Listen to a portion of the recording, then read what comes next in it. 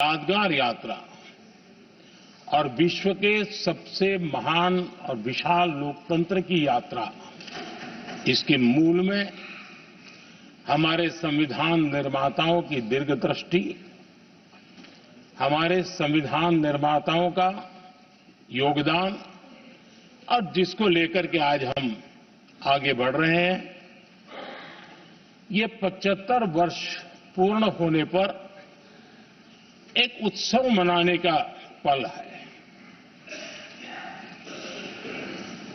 मेरे लिए खुशी की बात है कि संसद भी इस उत्सव में शामिल होकर के अपनी भावनाओं को प्रकट कर रही है। मैं सभी माननीय सांसदों का आभार व्यक्त करता हूं कि जिन्होंने इस उत्सव के अंदर हिस्सा लिया। मैं उन सबका अभिनंदन करता हूं। आदरणीय अध्यक्ष जी, 75 वर्ष की उपलब्धि साधारण नहीं है, असाधारण है। और जब देश आजाद हुआ और उस समय भारत के लिए जो जो संभावनाएं व्यक्त की गई थी, उन सभी संभावनाओं को निरस्त करते हुए, परास्त करते हुए भारत का संविधान हमें यहां तक ले आया है। और इसलिए इस महान उपलब्धि के लिए संविधान निर्माताओं के साथ साथ मैं देश के कोटि कोटि नागरिकों का आदरपूर्वक नमन करता हूं, जिन्होंने इस भावना को, इस नई व्यवस्था को जी करके दिखाया है। संविधान निर्माताओं की जो भावनाएं थी, उसको जीने में पिछले 75 साल भारत का नागरिक हर कसौटी पर खरा उतरा है। और इसलिए भारत का नागरिक सर्वाधिक अभिनंदन का अधिकारी है। आदरणीय सभापति जी, संविधान निर्माता इस बात में बहुत सजग थे। वो ये नहीं मानते थे कि भारत का जन्म 1947 में हुआ है। वो ये नहीं मानते थे कि भारत में लोकतंत्र 1950 से आ रहा है। वे मानते थे यहां की महान परंपरा को, महान संस्कृति को, महान विरासत को, हजारों साल की उस यात्रा को, उसके प्रति वो सजग थे। उनको इस बात का पूरा भान था। आदरणीय सभापति जी, भारत का लोकतंत्र, भारत का गणतांत्रिक अतीत बहुत ही समृद्ध रहा है, विश्व के लिए प्रेरक रहा है। और तभी तो भारत आज मदर ऑफ डेमोक्रेसी के रूप में जाना जाता है। हम सिर्फ विशाल लोकतंत्र है इतना नहीं, हम लोकतंत्र की जननी है। आदरणीय सभापति जी,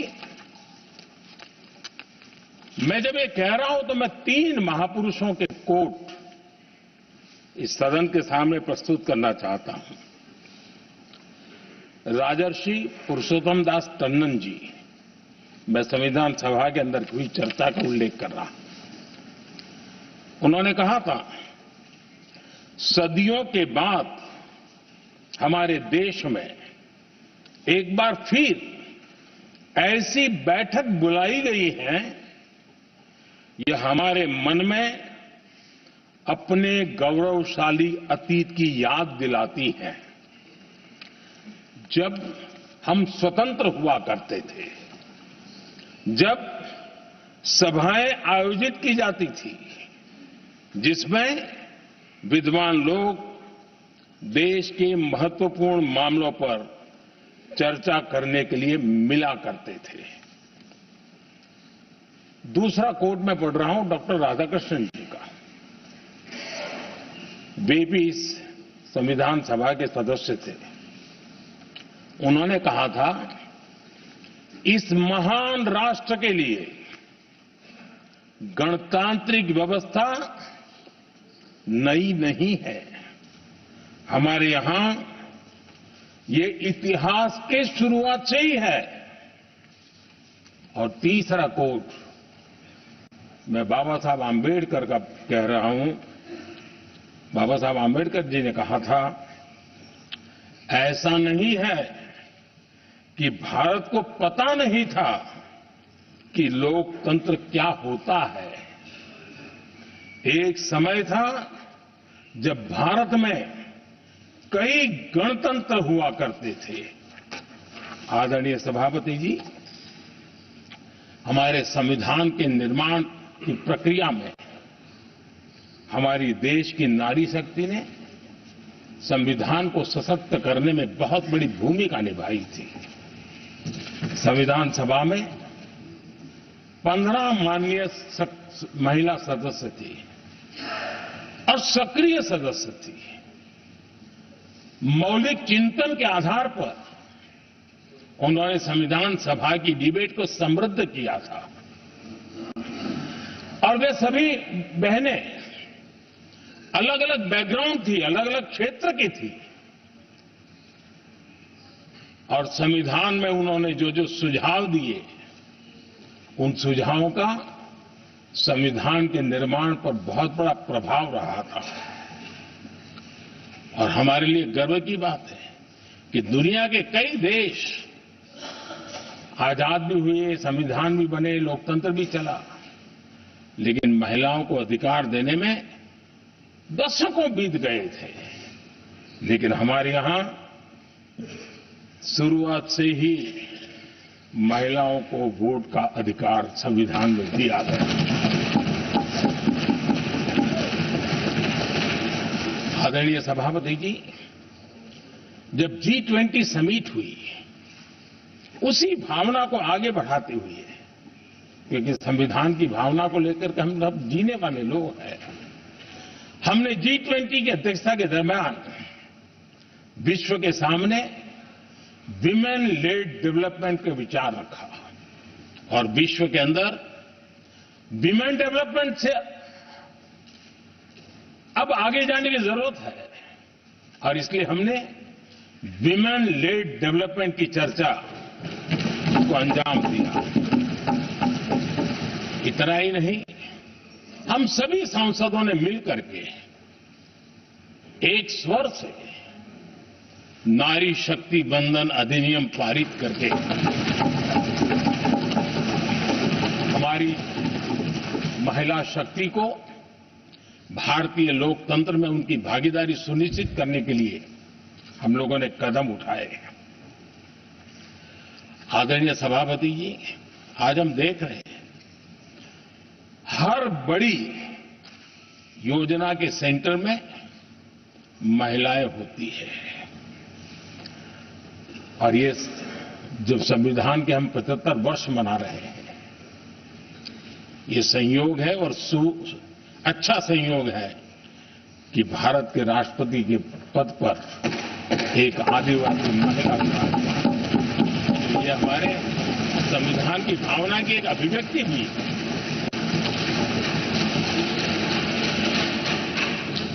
आदरणीय सभापति जी, इस सदन में भी लगातार हमारे महिला सांसदों की संख्या बढ़ रही है, उनका योगदान भी बढ़ रहा है। मंत्रिपरिषद में भी उनका योगदान बढ़ रहा है। आज सामाजिक क्षेत्र हो, राजनीतिक क्षेत्र हो, शिक्षा का क्षेत्र हो, खेलकूद का क्षेत्र हो, क्रिएटिव वर्ल्ड की दुनिया हो, जीवन के हर क्षेत्र में महिलाओं का योगदान, महिलाओं का प्रतिनिधित्व देश के लिए गौरव दिलाने वाला रहा है। विज्ञान के क्षेत्र में, खास करके स्पेस टेक्नोलॉजी में उनके योगदान की सराहना हर हिंदुस्तानी बड़े गर्व के साथ कर रहा है। और इन सब की सबसे बड़ी प्रेरणा हमारा संविधान है। आदरणीय सभापति जी, हमारा देश बहुत तेज गति से विकास कर रहा है। भारत बहुत ही जल्द विश्व की तीसरी बड़ी आर्थिक शक्ति बनने की दिशा में बहुत मजबूत कदम रख रहा है। और इतना ही नहीं, ये 140 करोड़ देशवासियों का संकल्प है कि जब हम आजादी की शताब्दी मनाएंगे, हम इस देश को विकसित भारत बना करके रहेंगे। ये हर भारतीय का संकल्प है, ये हर भारतीय का सपना है।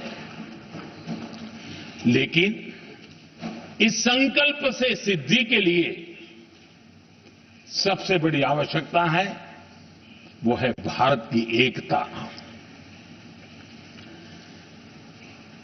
हमारा संविधान भी भारत की एकता का आधार है। हमारे संविधान के निर्माण कार्य में इस देश के बड़े बड़े दिग्गज थे, स्वतंत्रता सेनानी थे, साहित्यकार थे, विवेचक थे, सामाजिक कार्यकर्ता थे, शिक्षाविद थे, कई फील्ड के प्रोफेशनल्स थे, मजदूर नेता थे, किसान नेता थे, समाज के हर वर्ग का प्रतिनिधित्व था और सबके सब भारत की एकता के प्रति बहुत ही संवेदनशील थे। जीवन के भिन्न भिन्न क्षेत्र से आए हुए, देश के अलग अलग भूभाग से आए हुए सभी लोग इस बात के प्रति सजग थे। और बाबा साहब अंबेडकर जी ने चिताया था। मैं बाबा साहब का कोट पढ़ रहा हूं। बाबा साहब अंबेडकर ने कहा था, समस्या ये है कि देश में जो विविधता से भरा जनमानस है, उसे किस तरह एक मत किया जाए, कैसे देश के लोगों को एक दूसरे के साथ होकर निर्णय लेने के लिए प्रेरित किया जाए, जिससे कि देश में एकता की भावना स्थापित हो। आदरणीय सभापति जी, मुझे बड़े दुख के साथ कहना है कि आजादी के बाद एक तरफ संविधान निर्माताओं के दिल दिमाग में एकता थी, लेकिन आजादी के बाद विकृत मानसिकता के कारण या स्वार्थवश अगर सबसे बड़ा प्रहार हुआ तो देश की एकता के मूल भाव पर प्रहार हुआ। विविधता में एकता, ये भारत की विशेषता रही है। हम विविधता को सेलिब्रेट करते हैं और इस देश की प्रगति भी विविधता को सेलिब्रेट करने में है। लेकिन गुलामी की मानसिकता में पले बड़े लोगों ने, भारत का भला न देख पाने वाले लोगों ने, और जिनके लिए हिंदुस्तान 1947 में ही पैदा हुआ, ये जो धारणा बननी थी, उनके लिए वो विविधता में विरोधाभास ढूंढते रहे। इतना ही नहीं, विविधता के इस अमूल्य खजाना है हमारा, उसको सेलिब्रेट करने के बजाय उस विविधता में ऐसे जहरीले बीज बोने के प्रयास करते रहे ताकि देश की एकता को चोट पहुंचे। आदरणीय सभापति जी, हमें विविधता का उत्सव हमारे जीवन का अंग बनाना होगा और वही बाबा साहब आंबेडकर को सच्ची श्रद्धांजलि होगी। आदरणीय सभापति जी, मैं संविधान के प्रकाश में ही मेरी बातों को रखना चाहता हूं और इसलिए अगर आप हमारी नीतियों को देखेंगे, पिछले 10 साल देश की जनता ने हमें जो सेवा करने का मौका दिया है, हमारी निर्णयों की प्रक्रिया को देखेंगे तो भारत की एकता को मजबूती देने का निरंतर हम प्रयास करते रहे हैं। आर्टिकल 370 देश की एकता में रुकावट बना पड़ा था, दीवार बना पड़ा था। देश की एकता हमारी प्राथमिकता थी, जो कि हमारी संविधान की भावना थी और इसलिए धारा 370 को हमने जमीन पर उतार दिया, क्योंकि देश की एकता हमारी प्राथमिकता है। आदरणीय सभापति जी, इस इतने बड़े विशाल देश में अगर आर्थिक रूप से हमें आगे बढ़ना है, हमारी व्यवस्थाओं को और विश्व को भी निवेश के लिए आना है, तो भारत में अनुकूल व्यवस्थाएं चाहिए और उसी में से हमारे देश में एक लंबे अरसे तक जीएसटी को लेकर के चर्चा चलती रही। मैं समझता हूं इकोनॉमिक यूनिटी के लिए जीएसटी ने बहुत बड़ी भूमिका अदा की है। उस समय पहले की सरकार का भी कुछ योगदान है। वर्तमान समय में हमको इसको आगे बढ़ाने का अवसर मिला और हमने इसको किया और वो भी वन नेशन वन टैक्स उस भूमिका को आगे बढ़ा रहा है। आदरणीय सभापति जी, हमारे देश में राशन कार्ड गरीब के लिए बहुत बड़ी मूल्यवान दस्तावेज रहा है, लेकिन गरीब अगर एक राज्य से दूसरे राज्य जाता था तो गरीब कुछ भी उसके प्राप्त करने का हकदार नहीं बनता था। इतना बड़ा देश पर उसका किसी भी कोने में जाए उसका उतना ही अधिकार है। एकता के उस भाव को मजबूत करने के लिए हमने one nation one ration card की बात को मजबूत किया। आदरणीय सभापति जी, देश के गरीब को, देश के सामान्य नागरिक को अगर मुफ्त में इलाज मिले तो गरीबी से लड़ने की उसकी ताकत अनेक गुना बढ़ जाती है। लेकिन उसके लिए जहां वो काम करता है वहां पर तो मिल जाए, लेकिन किसी काम बस वो बाहर गया है और वहां पर वो जीवन और मृत्यु की लड़ाई लड़ता हो, ऐसे समय अगर उसको सुविधा नहीं मिलेगी तो व्यवस्था किस काम की। और इसलिए देश की एकता के मंत्र को जीने वाले हम लोगों ने ये तय किया कि one nation one health card, और इसलिए हमने आयुष्मान भारत योजना बनाई। आज बिहार के दूर दराज क्षेत्र का व्यक्ति भी अगर पुणे में कुछ काम कर रहा है और अचानक बीमार हो गया तो उसके लिए आयुष्मान कार्ड होना बहुत इनफ है, उसकी सेवा मिल सकती है। आदरणीय सभापति जी, हम जानते हैं देश में कई बार ऐसा हुआ कि देश के एक हिस्से में बिजली थी लेकिन बिजली सप्लाई नहीं हो रही थी और उसके कारण दूसरे इलाके में अंधेरा था। और पिछली सरकार में हमने विश्व के अंदर भारत की बदनामी हेडलाइन से हुआ करती थी अंधेरे की, वो दिन हमने देखे हैं। और तब जाकर के एकता के मंत्र को लेकर के संविधान की भावना को जीने वाले हम लोगों ने वन नेशन वन ग्रिड को परिपूर्ण कर दिया और इसलिए आज बिजली के प्रवाह को निर्विरोध रूप से हिंदुस्तान के हर कोने में ले जाया जा सकता है। आदरणीय सभापति जी, हमारे देश में इंफ्रास्ट्रक्चर में भी भेदभाव की बू आती रही है। हमने उसे मिटा करके देश की एकता को ध्यान में रखते हुए, एक संतुलित विकास को ध्यान में रखते हुए हमने उस भेदभाव उस भावना को खत्म करके एकता को मजबूत किया।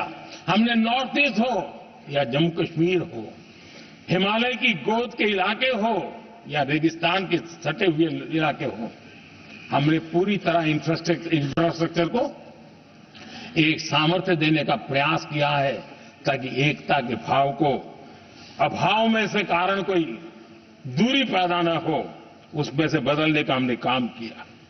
आदरणीय सभापति जी, युग बदल चुका है और हम नहीं चाहते हैं कि डिजिटल के क्षेत्र में हैव्स एंड हैव्स नॉट की स्थिति बन जाए। देश के लिए समान रूप से, और इसलिए दुनिया के अंदर बड़े गर्व के साथ हम कहते हैं कि भारत का जो डिजिटल इंडिया की जो सक्सेस स्टोरी है, उसका एक कारण है हमने टेक्नोलॉजी को डेमोक्रेटाइज करने का प्रयास किया है और उसी का भाग है ये हमारे संविधान निर्माताओं ने हमें दिशा दिखाई है कि हमने ऑप्टिकल फाइबर हिंदुस्तान की हर पंचायतों तक ले जाने का प्रयास किया है ताकि भारत की एकता को मजबूती देने में हमें ताकत मिले। आदरणीय सभापति जी, हमारा संविधान की अपेक्षा है एकता की, और इसी को ध्यान में रखते हुए हमने मातृभाषा के महात्म्य को स्वीकारा है। मातृभाषा को दबा करके हम देश के जनमानस को संस्कारित नहीं कर सकते और इसलिए हमने न्यू एजुकेशन पॉलिसी में भी मातृभाषा को बहुत बल दिया है और अब मेरे देश का गरीब का बच्चा भी मातृभाषा में डॉक्टर इंजीनियर बन सकता है, क्योंकि हमारा संविधान सबसे पीछे है, उनकी सबसे दरकार करने का हमें आदेश देता है। इतना ही नहीं, हमने क्लासिकल लैंग्वेज की दिशा में भी कई लैंग्वेजेज जो जिनका हक बनता था, उनको हमने उस स्थान पर रख करके हमने उनका सम्मान किया था। देश भर में एक भारत श्रेष्ठ भारत का अभियान देश के एकता को मजबूत, नई पीढ़ी को वो संस्कारित करने का काम हमारी तरफ से चल रहा है। आदरणीय सभापति जी, काशी तमिल संगमम और तेलुगु काशी संगमम ये आज एक बहुत बड़ा इंस्टीट्यूशनलाइज हुआ है और समाज के निकटता को मजबूती देने का एक सांस्कृतिक प्रयास भी हमारा चलता रहा है, क्योंकि उसका कारण यही है कि संविधान की मूल धारा में भारत की एकता का महात्म्य स्वीकार किया गया है और उसको हमें बल देना चाहिए। आदरणीय सभापति जी, संविधान के आज 75 वर्ष हो रहे हैं, लेकिन हमारे यहां तो 25 वर्ष का भी महत्व होता है, 50 वर्ष का भी महत्व होता है, 60 साल का भी महत्व होता है। जरा हम इतिहास की तरफ नजर करें कि संविधान यात्रा के इन महत्वपूर्ण पड़ाव का क्या हुआ था। जब देश संविधान के 25 वर्ष पूरे कर रहा था, उसी समय हमारे देश में संविधान को नोच लिया गया, इमरजेंसी आपातकाल लाया गया।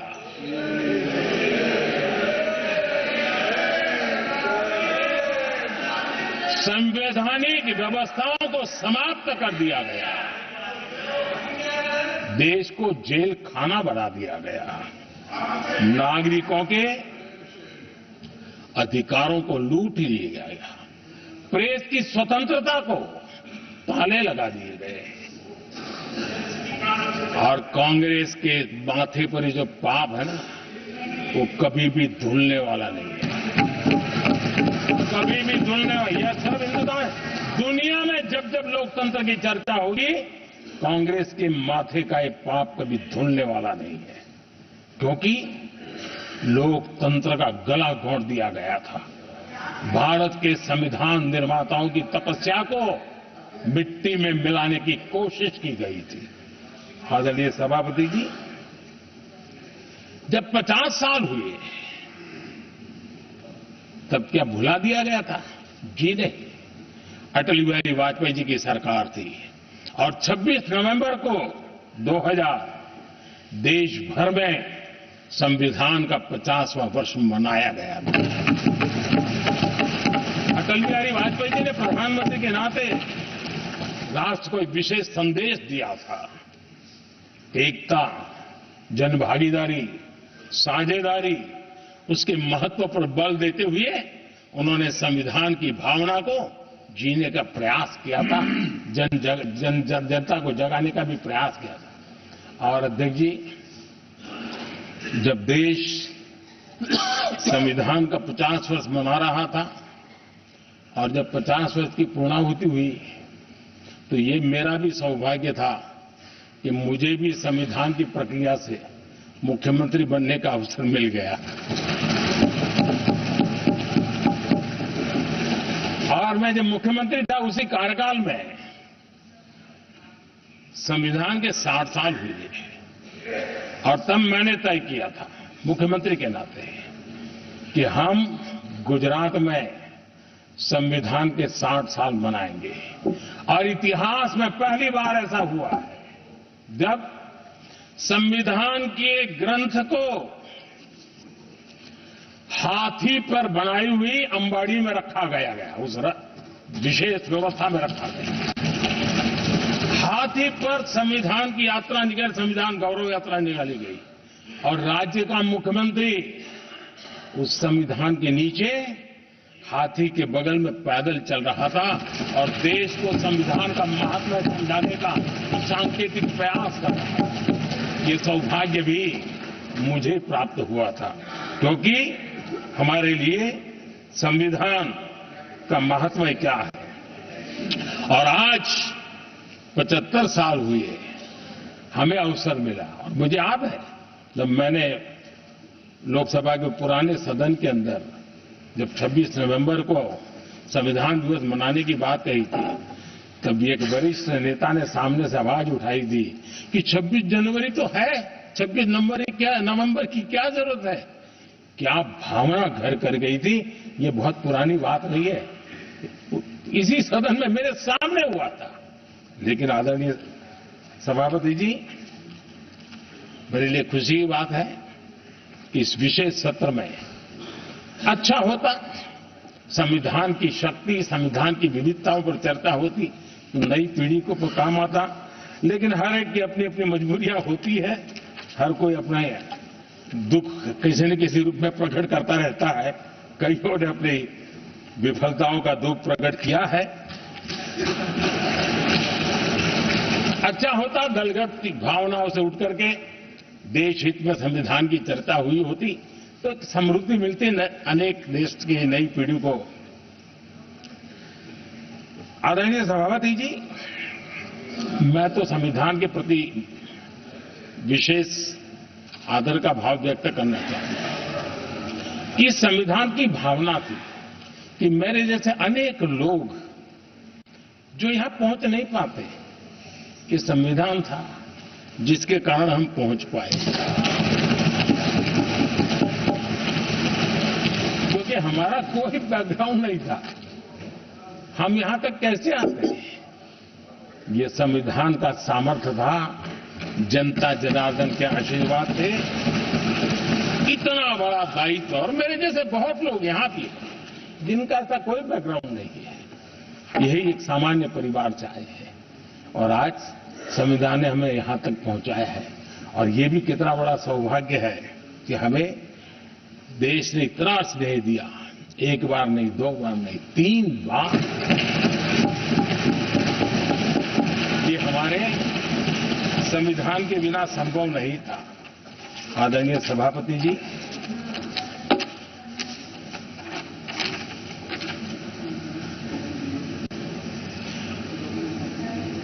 उतार चढ़ाव तो आए, कठिनाइयां भी आई, रुकावटें भी आई, लेकिन मैं फिर एक बार देश की जनता को नमन करता हूं कि देश की जनता पूरी ताकत के साथ संविधान के साथ खड़ी रही।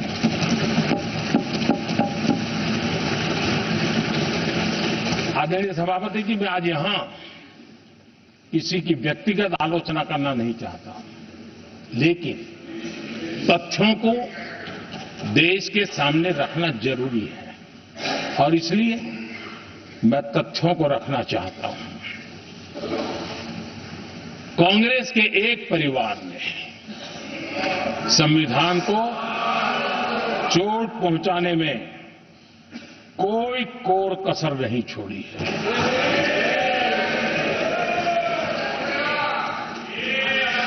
और मैं इसलिए एक परिवार का उल्लेख करता हूं कि 75 साल की हमारी यात्रा में 55 साल एक ही परिवार ने राज किया है। इसलिए देश को क्या क्या हुआ है ये जानने का अधिकार है। और इस परिवार के कुविचार, कुरीति, कुनीति, इसकी परंपरा निरंतर चल रही है। हर स्तर पर इस परिवार ने संविधान को चुनौती दी है।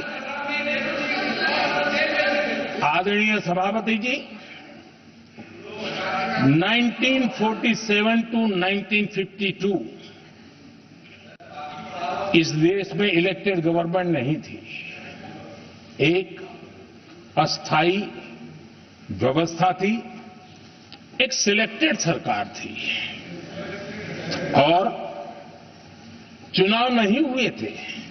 और जब तक चुनाव न हो तब तक एक इंटरिम व्यवस्था के रूप में कोई खाका खड़ा करना चाहिए, किया गया था। 1952 के पहले राज्यसभा का भी गठन नहीं हुआ था। राज्यों में भी कोई चुनाव नहीं थे, जनता का कोई आदेश नहीं था। उसके बावजूद भी, और अभी तो संविधान निर्माताओं ने इतना मंथन करके संविधान बनाया था। 1951 में जबकि चुनी हुई सरकार नहीं थी, उन्होंने ऑर्डिनेंस करके संविधान को बदला और किया क्या? अभिव्यक्ति की आजादी पर हमला कर दिया गया।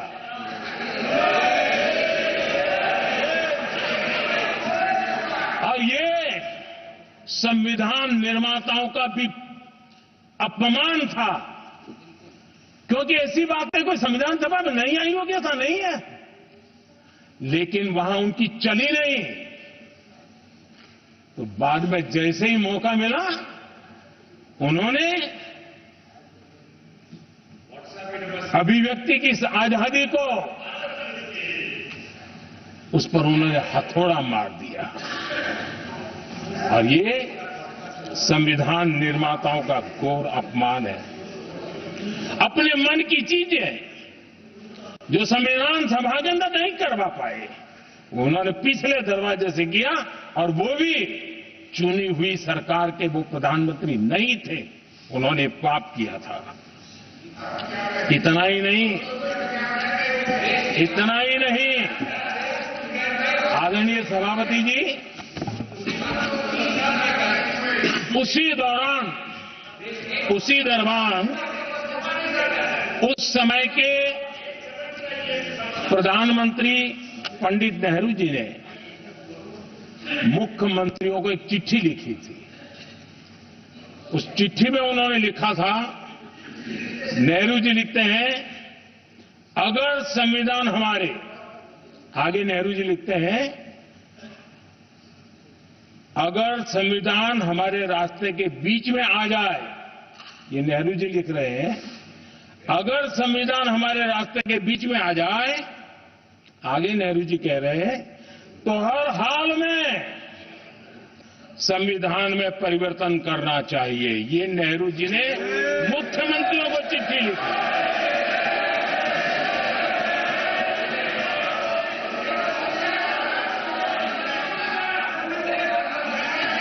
और आदरणीय सभापति जी, ये भी देखिए,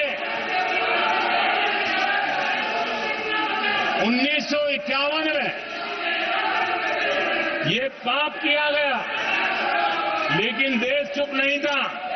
उस समय राष्ट्रपति डॉक्टर राजेंद्र प्रसाद जी ने चेताया, ये गलत हो रहा है। उस समय स्पीकर पद पर बैठे हुए हमारे स्पीकर महोदय ने भी पंडित जी को कहा, गलत कर रहे हो। इतना ही नहीं, आचार्य कृपलानी जी, जयप्रकाश नारायण जैसे महान कांग्रेसी लोगों ने भी पंडित नेहरू ने कहा कि ये रोको, लेकिन पंडित जी का अपना संविधान चलता था और इसलिए उन्होंने इतने वरिष्ठ महानुभावों की सलाह मानी नहीं और उसे भी उन्होंने दरकिनार कर दिया। और आदरणीय सभापति जी, ये संविधान संशोधन करने का ऐसा खून कांग्रेस के मुंह लग गया कि समय समय पर वो संविधान का शिकार करती रही। ये खून मुंह पे लग गया। इतना ही नहीं, संविधान के स्पिरिट को लहूलुहान करती रही। आदरणीय सभापति जी, करीब 6 दशक में 75 बार संविधान बदला गया। आदरणीय सभापति जी, जो बीज देश के पहले प्रधानमंत्री जी ने बोया था, उस बीज को खाद पानी देने का काम एक और प्रधानमंत्री ने किया। उनका नाम था श्रीमती इंदिरा गांधी।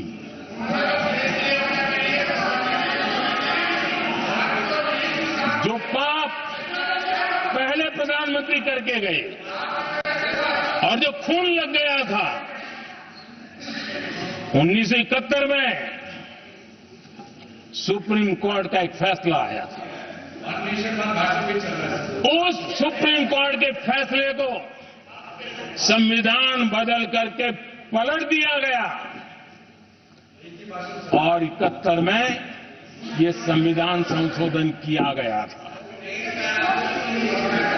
और क्या था, उन्होंने हमारे देश की अदालत के पंख काट दिए थे और यहां पर तो किया था कि संसद संविधान के किसी भी आर्टिकल में जो मर्जी पड़े वो कर सकती है और अदालत उसकी तरफ देख भी नहीं सकती है। अदालत के सारे अधिकारों को छीन लिया गया था। ये पाप 1971 में उस समय की प्रधानमंत्री श्रीमती इंदिरा गांधी ने किया था।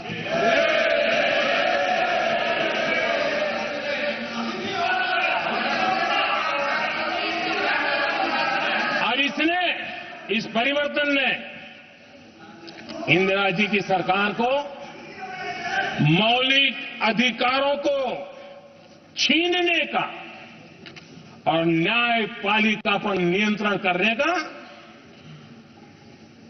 अधिकार दिया, सक्षम बना दिया था। आदरणीय सभापति जी, खून मुंह पे लग गया था, कोई रोकने वाला था नहीं।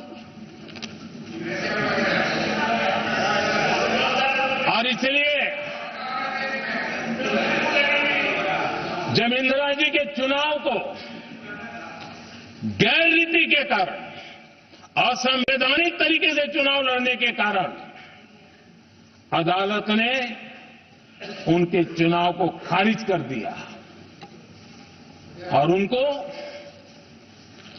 एमपी पद छोड़ने की नौबत आई, तो उन्होंने गुस्से में आकर के देश पर इमरजेंसी थोप दी, आपातकाल लगा दिया अपनी कुर्सी बचाने के लिए। और उसके बाद इतना ही नहीं, उन्होंने इमरजेंसी तो लगाई, संविधान का दुरुपयोग तो किया ही किया, भारत के लोकतंत्र का गला तो घोंट ही दिया। लेकिन 1975 में 39वां संशोधन किया और उसमें उन्होंने क्या किया, राष्ट्रपति उपराष्ट्रपति, प्रधानमंत्री, अध्यक्ष, इनके चुनाव के खिलाफ कोई कोर्ट में जा ही नहीं सकता है, ऐसा उन्होंने, और वो भी रिट्रोस्पेक्टिव किया। आगे के लिए नहीं, पीछे का भी, अपने पापों का भी उन्होंने। और आदरणीय सभापति जी, मैं संविधान की बात कर रहा हूं, मैं संविधान के आगे पीछे कुछ नहीं बोल रहा हूं।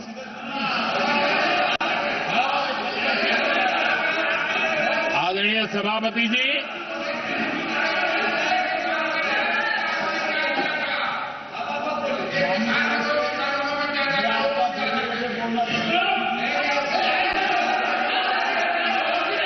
आदरणीय सभापति जी, इमरजेंसी में लोगों के अधिकार छीन लिए गए, देश के हजारों लोगों को जेलों में ठूंस दिया गया, न्यायपालिका का गला दौड़ दिया गया, अखबारों की स्वतंत्रता पर ताले लगा दिए गए। इतना ही नहीं, कमिटेड जुडिशरी, इस विचार को उन्होंने पूरी ताकत दी। और इतना ही नहीं, जिस जस्टिस एहतार खन्ना ने उनके चुनाव में उनको खिलाफ जो जजमेंट दिया था, वो इतना गुस्सा भरा था कि जब जस्टिस एहतार खन्ना, जो सीनियरिटी के आधार पर सुप्रीम कोर्ट के चीफ जस्टिस बनने थे, जिन्होंने संविधान के सम्मान करते हुए उस पीरियड से इंदिरा जी को सजा दी थी, उन्होंने मुख्य न्यायाधीश नहीं बनने दिया। ये संविधान और लोकतांत्रिक प्रक्रिया रही।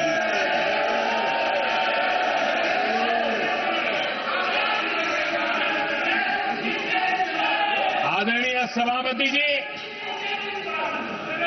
यहां भी ऐसे कई दल बैठे हैं जिनके मुखिया भी सारे जेल में हुआ करते थे। ये इनकी मजबूरी है कि वहां जाके बैठे हैं, उनको भी जेलों में ठूस दिया गया था। आदरणीय सभापति जी, देश पर जुल्म तांडव चल रहा था, निर्दोष लोगों को जेलों में ठूस दिया जाता था, लाठियां बरताई जाती थी, कई लोग जेलों में मौत के शरण हो गए थे, और एक निर्दयी सरकार संविधान को चूर चूर करती रही थी। आदरणीय सभापति जी, ये परंपरा यहां नहीं रुकी। जो परंपरा नेहरू जी ने शुरू की थी, जिसको दूसरे प्रधानमंत्री जी इंदिरा जी ने आगे बढ़ाया, क्योंकि खून मुंह पे लग गया था, और इसलिए राजीव गांधी जी प्रधानमंत्री बने। उन्होंने संविधान को एक और गंभीर झटका दे दिया। सबको समानता, सबको समानता, सबको न्याय, उस भावना को चोट पहुंचाई। आदरणीय सभापति जी, आपको मालूम है, सुप्रीम कोर्ट ने शाहबानो का जजमेंट दिया था। एक भारत की महिला को न्याय देने का काम संविधान की मर्यादा और स्पिरिट के आधार पर देश की सुप्रीम कोर्ट ने दिया था।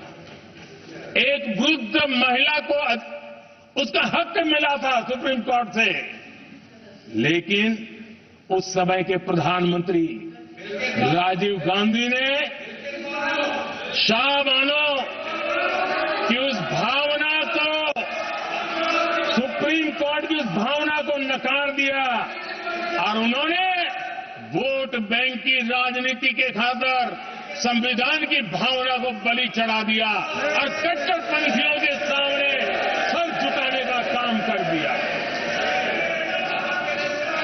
उन्होंने न्याय के लिए तड़प रही एक वृद्ध महिला को साथ देने के बजाय उन्होंने कट्टरपंथियों का साथ दिया। संसद में कानून बना करके सुप्रीम कोर्ट के निर्णय को फिर एक बार पलट दिया गया। आदरणीय सभापति जी, बात वहां से नहीं अटकी है। नेहरू जी ने शुरू किया, इंदिरा जी ने आगे बढ़ाया और राजीव जी ने भी उसको ताकत दी, खाद पानी देने का काम किया। क्यों? संविधान के साथ खिलवाड़ करने का लहू उनके मुंह लग गया। आदरणीय सभापति जी, अगली पीढ़ी भी इसी खिलवाड़ में जुड़ी पड़ी है। एक किताब को मैं कोट कर रहा हूं। उस किताब में जो लिखा गया है और उसमें प्रधानमंत्री उस समय के मेरे पहले जो प्रधानमंत्री थे उनको कोट किया है। उन्होंने कहा है, मुझे यह स्वीकार करना होगा कि पार्टी अध्यक्ष सत्ता का केंद्र है। ये मनमोहन सिंह जी ने कहा है, जो किताब में लिखा गया है। मुझे यह स्वीकार करना होगा कि पार्टी अध्यक्ष सत्ता का केंद्र है। सरकार पार्टी के प्रति जवाबदेह है। इतिहास में पहली बार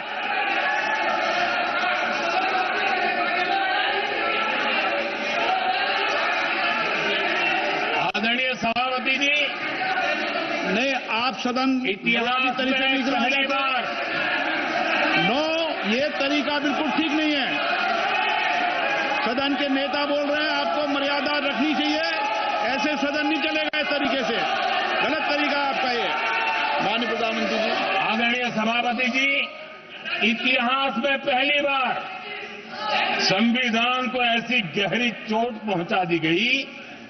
संविधान निर्माताओं ने चुनी हुई सरकार और चुने हुए प्रधानमंत्री की कल्पना तक ही हमारा संविधान था, लेकिन इन्होंने तो प्रधानमंत्री के ऊपर एक गैर संवैधानिक और जिसने कोई शपथ भी नहीं लिया था, नेशनल एडवाइजरी काउंसिल पीएमओ के भी ऊपर बैठा दिया। पीएमओ के ऊपर अघोषित दर्जा दे दिया गया।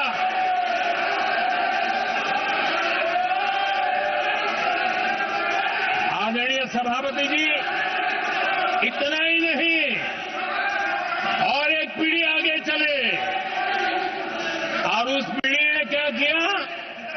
भारत के संविधान के तहत देश की जनता जनार्दन सरकार चुनती है और वो सरकार का मुखिया कैबिनेट बनाता है।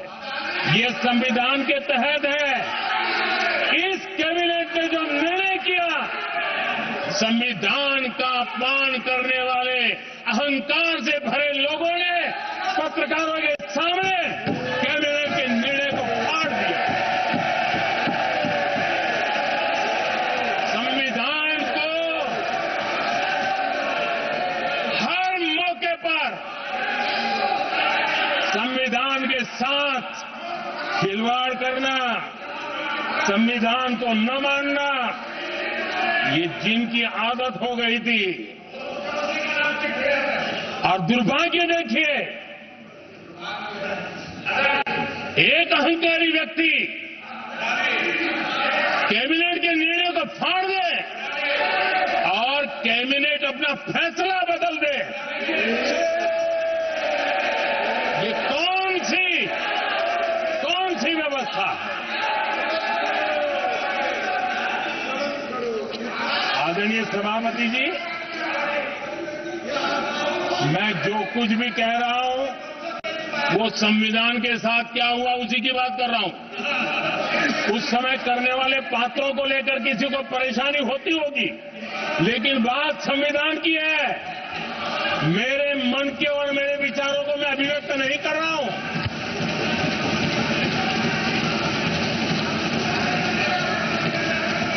आदरणीय सभापति जी, कांग्रेस ने निरंतर संविधान की अवमानना की, संविधान के महत्व को कम किया।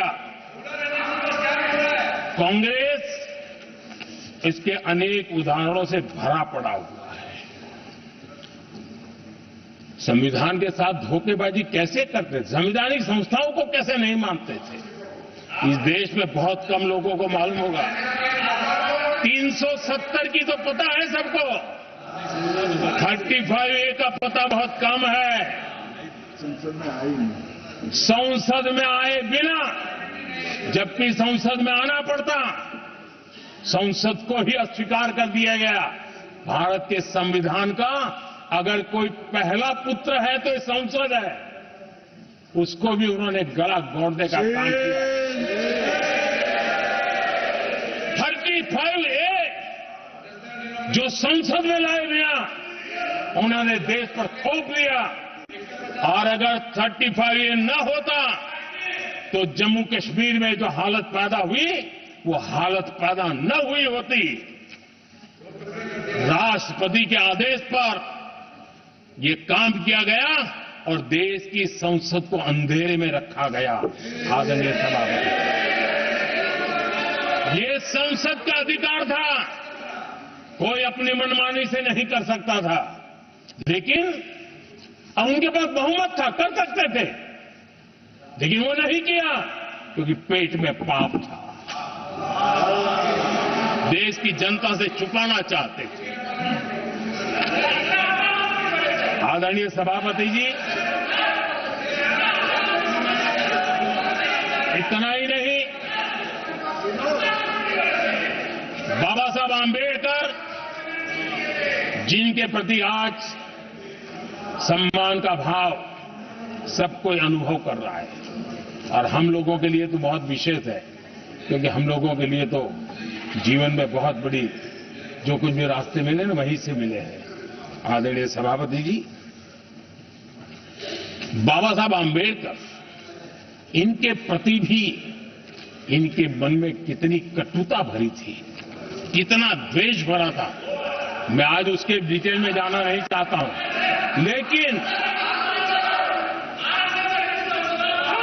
जब अटल जी की सरकार थी तब बाबा साहब आंबेडकर, उनका जो महापरिनिर्वाण भूमि है वहां पर अलीपुर रोड पर अटल जी की सरकार में बाबा साहब आंबेडकर जी के स्मृति में एक स्मारक बनाना तय हुआ। अटल जी के समय यह नहीं हुआ। दुर्भाग्य देखिए, 10 वर्ष यूपीए की सरकार रही, उसने इस काम को नहीं किया, न होने दिया। बाबा साहब आंबेडकर का जब हमारी सरकार आई, बाबा साहब आंबेडकर के प्रति हमारा सब श्रद्धा होने के कारण हमने अलीपुर रोड पर बाबा साहब मेमोरियल बनाया और उसका काम किया।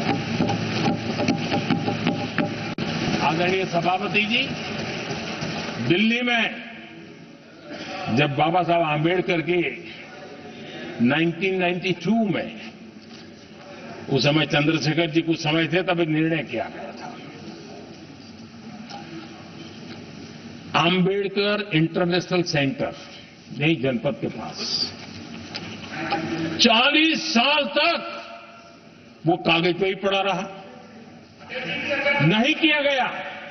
और तब जाकर के 2015 में हमारी सरकार आई और हमने आकर के इस काम को पूरा किया।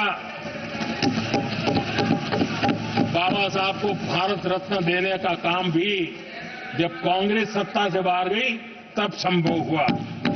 इतना ही नहीं, आदरणीय सभापति जी, बाबा साहब आंबेडकर के 125 साल तो हमने पूरी दुनिया में बनाए थे, विश्व के 120 देशों में बनाने का काम किया था। लेकिन जब बाबा साहब आंबेडकर की शताब्दी थी तब अकेली बीजेपी की सरकार थी मध्य प्रदेश में। सुंदरलाल जी पटवा हमारे मुख्यमंत्री जी थे, और महू में जहां बाबा साहब आंबेडकर जी का जन्म हुआ था उसको एक स्मारक के रूप में पुनर्निर्माण करने का काम सुंदरलाल पटवा जी जब मुख्यमंत्री थे तब मध्य प्रदेश में हुआ था। शताब्दी के समय भी उनके साथ यही किया गया था। आदरणीय सभापति जी,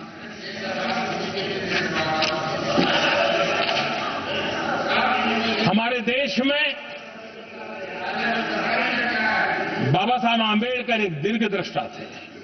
समाज के दबे कुचले लोगों को मुख्य धारा में लाने के लिए वो प्रतिबद्ध थे और एक लंबे सोच के साथ भारत को अगर विकसित होना है तो भारत का कोई अंग दुर्बल नहीं रहना चाहिए, ये चिंता बाबा साहब को सताती थी और तब जाकर के हमारे देश में आरक्षण की व्यवस्था बनी। लेकिन वोट बैंक की राजनीति में छुपे हुए लोगों ने, डूबे हुए लोगों ने धर्म के आधार पर, तुष्टीकरण के नाम पर आरक्षण के अंदर कुछ न कुछ नुक्सेदनी करने का प्रयास किया और इसका सबसे बड़ा नुकसान एससी, एसटी और ओबीसी समाज को हुआ है।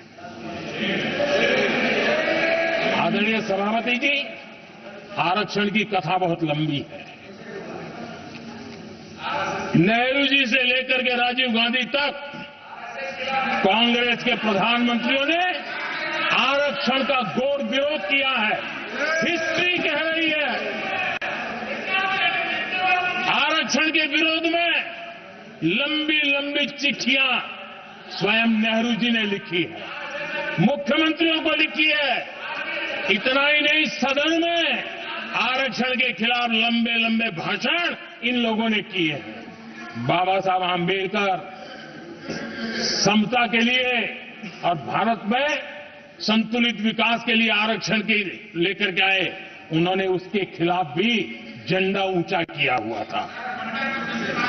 दशकों तक मंडल कमीशन के रिपोर्ट को डिब्बे में डाल दिया था। जब कांग्रेस को देश ने हटाया, जब कांग्रेस गई, तब जाकर के ओबीसी को आरक्षण मिला, तब तक ओबीसी को आरक्षण नहीं मिला। ये कांग्रेस का पाप है। अगर उस समय मिला होता तो आज देश के अनेक पदों पर ओबीसी समाज के लोग भी देश की सेवा करते, लेकिन नहीं करने दिया, नहीं होने दिया। ये पाप इन्होंने किया था। आदरणीय सभापति जी, जब हमारे यहां संविधान का निर्माण चल रहा था, तब संविधान निर्माताओं ने धर्म के आधार पर आरक्षण होना चाहिए कि नहीं होना चाहिए, इस विषय पर घंटों तक, दिनों तक गहन चर्चा की है, विचार विमर्श किया है और सबका मत बना है कि भारत जैसे देश की एकता और अखंडता के लिए धर्म के, संप्रदाय के आधार पर आरक्षण नहीं हो सकता है। सुविचारित मत था, ऐसा नहीं कि भूल गए थे, रह गया था। सोच विचार कर तय किया गया था कि भारत की एकता और अखंडता के लिए संप्रदाय और धर्म के आधार पर यह नहीं होगा। लेकिन कांग्रेस ने सत्ता सुख के लिए, सत्ता भूख के लिए अपनी वोट बैंक को खुश करने के लिए धर्म के आधार पर आरक्षण का नया खेल खेला है, जो संविधान की भावना के खिलाफ है। इतना ही नहीं, दे भी दिया कुछ जगह पे और सुप्रीम कोर्ट से झटके लग रहे हैं। और इसलिए अब दूसरे बहाने से बहाने बता रहे हैं, ये करेंगे, वो करेंगे। मन में साफ है, धर्म के आधार पर आरक्षण देना चाहते हैं, इसलिए खेल खेले जा रहे हैं। संविधान निर्माताओं के भावनाओं पर गहरी चोट करने का ये निर्लज्ज प्रयास है। आदरणीय सभापति जी, आदरणीय सभापति जी,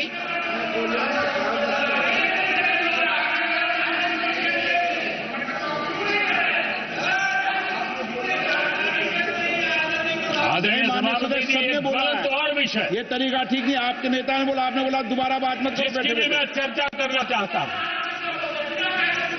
और वो ज्वलंत विषय समान नागरिक संहिता, यूनिफॉर्म सिविल कोड। ये विषय भी संविधान सभा के ध्यान बाहर नहीं था। संविधान सभा ने यूनिफॉर्म सिविल कोड को लेकर के लंबी चर्चा की, गहन चर्चा की, और उन्होंने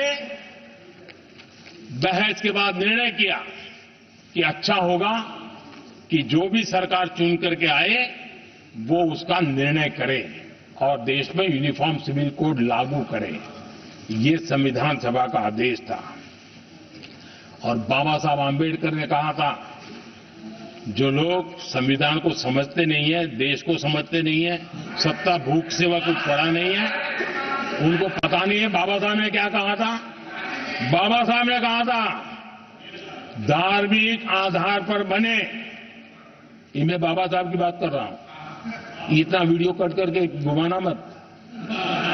आदरणीय सभापति जी, बाबा साहब ने कहा था, धार्मिक आधार पर बने पर्सनल लॉ को खत्म करने की बाबा साहब ने जोरदार वकालत की थी। उस समय के सदस्य के.एम. मुंशी जी ने कहा था, समान राष्ट्र की एकता और आधुनिकता के लिए अनिवार्य बताया था कमा मुंशी जी ने। सुप्रीम कोर्ट ने भी कई बार कहा है कि देश में यूनिफॉर्म सिविल कोड जल्द से जल्द लाना चाहिए। सरकारों को आदेश दिए हैं सुप्रीम कोर्ट ने, और उसी संविधान की भावना को ध्यान में रखते हुए, संविधान निर्माताओं की भावनाओं को ध्यान में रखते हुए हम पूरी ताकत से लगे हुए हैं सेक्युलर सिविल कोड की। और आज कांग्रेस के लोग संविधान निर्माताओं की भावना का भी, सुप्रीम कोर्ट की भावना का भी अनादर कर रहे हैं, क्योंकि उनकी राजनीति को सूट नहीं करता है। उनके लिए संविधान वो पवित्र ग्रंथ नहीं है, उनके लिए एक हथियार है राजनीति का। खेल खेलने का हथियार बना दिया। लोगों को डराने के लिए संविधान को हथियार बनाया जाता है। आदरणीय सभापति जी, और ये कांग्रेस पार्टी, उनको तो संविधान शब्द भी उनके मुंह में शोभा नहीं देता है। इसलिए जो अपनी पार्टी के संविधान को नहीं मानते हैं, जिन्होंने अपनी पार्टी के संविधान को कभी स्वीकार नहीं किया है, क्योंकि संविधान को स्वीकार करने के लिए एक लोकतांत्रिक स्पिरिट लगता है, जो जिनकी रगों में नहीं है। सत्तावाद और परिवारवाद भरा पड़ा है। अब आप देखिए जो कैसी शुरुआती कितनी गड़बड़ हुई है। मैं कांग्रेस की बात कर रहा हूं। 12 कांग्रेस की प्रदेश की कमेटियों ने, 12 प्रदेश कमेटियों ने सरदार पटेल के नाम पर सहमति दी थी। नेहरू जी के साथ एक भी कमेटी नहीं थी, नॉट अ सिंगल। संविधान के तहत सरदार साहब ही देश के प्रधानमंत्री बनते हैं, लेकिन लोकतंत्र में श्रद्धा नहीं, खुद के संविधान पर विश्वास नहीं, खुद के ही संविधान को स्वीकारना नहीं, और सरदार साहब देश के प्रधानमंत्री नहीं बन सके और ये बैठ गए। जो लोग अपनी पार्टी के संविधान को, जो लोग अपनी पार्टी के संविधान को नहीं मानते, वो कैसे देश के संविधान को स्वीकार कर सकते हैं।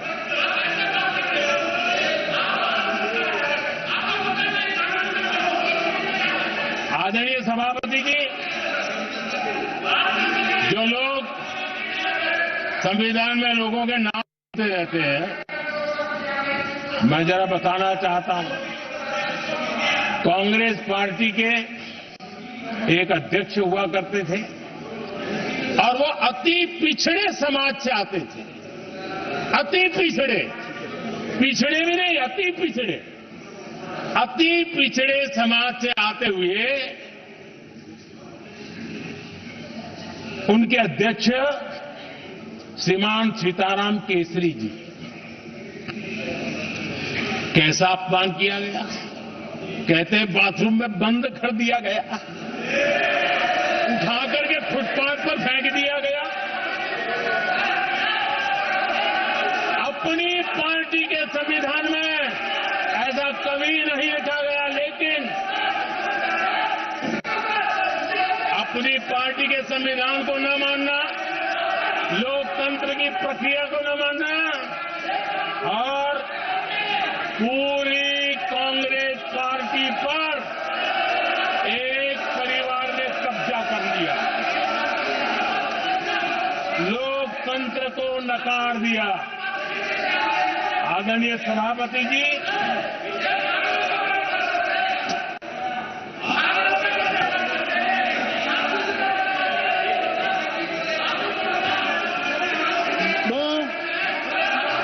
सदस्यों ने क्या क्या बोला था ठीक नहीं है। आप जब सदन के नेता बोल रहे हैं तो सदन की मर्यादा को रखो, अच्छी परंपरा को बनाओ। संविधान के साथ खिलवाड़ करना, संविधान के स्पिरिट को तहस नहस करना, ये कांग्रेस की रगों में रहा है।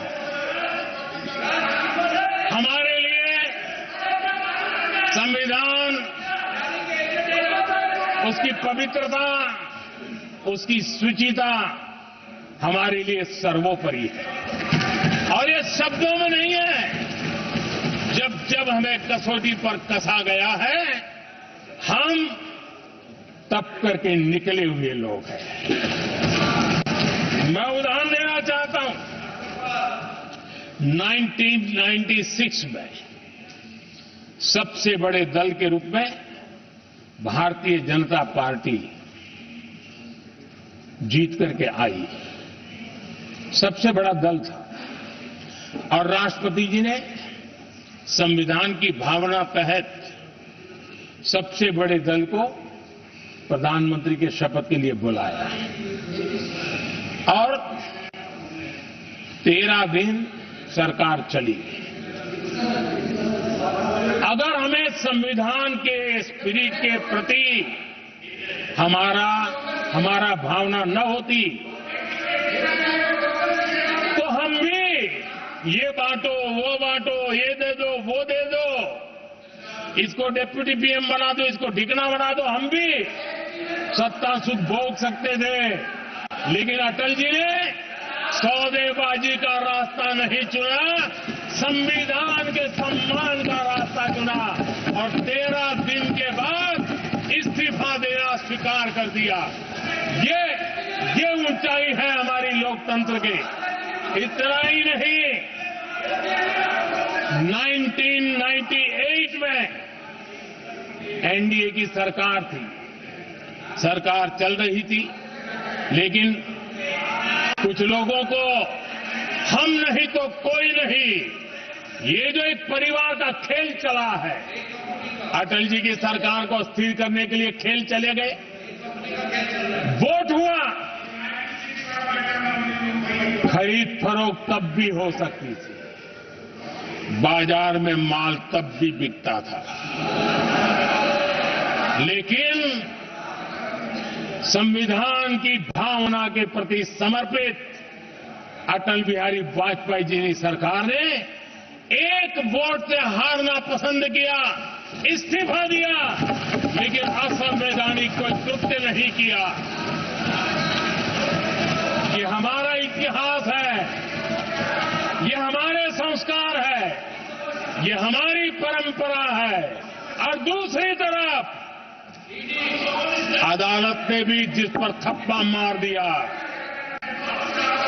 कैश फॉर वोट का कांड, एक लघुमती सरकार को बचाने के लिए संसद में नोटों के ढेर साक्ष्य के रूप में रखे गए, असंवैधानिक तरीका।